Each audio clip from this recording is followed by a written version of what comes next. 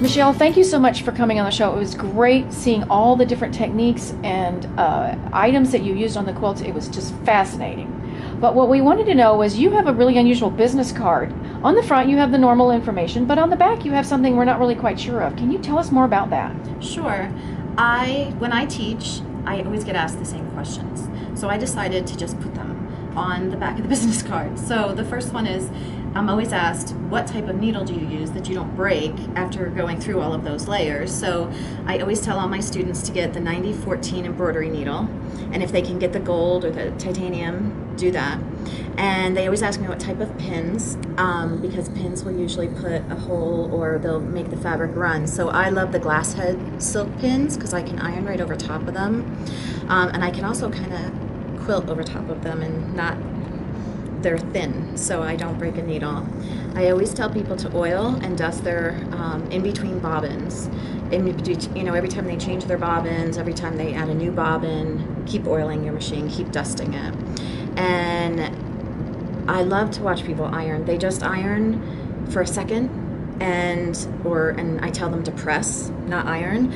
And so my philosophy is that you should press your fabric until it's like paper. You can always throw it back in the dryer and fluff it up if you wanted to, but iron it, press it like paper so that you can get a better cut. You can see if there's any mistakes in it. You can see if it needs anything else, any of those art supplies that I talked about. And everyone's always asking me what those things are that I have color and I can tear them up. So they're color catchers. Change your blades often in your rotary cutter, because I just love when I watch people cut and then they start like hacking away at everything. And to use the same rulers, so that once you get used to using one type of ruler, I believe that you should always keep using the same ruler. Somebody told me that one time, a long time ago, and I thought that was great. Words of wisdom.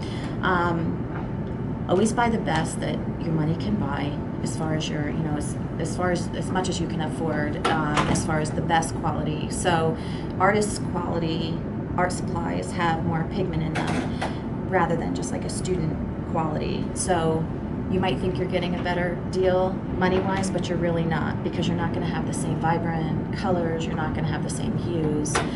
And then of course I always tell everybody, keep reading, and then read more, and to play, have fun, take classes, and call me if you have any questions.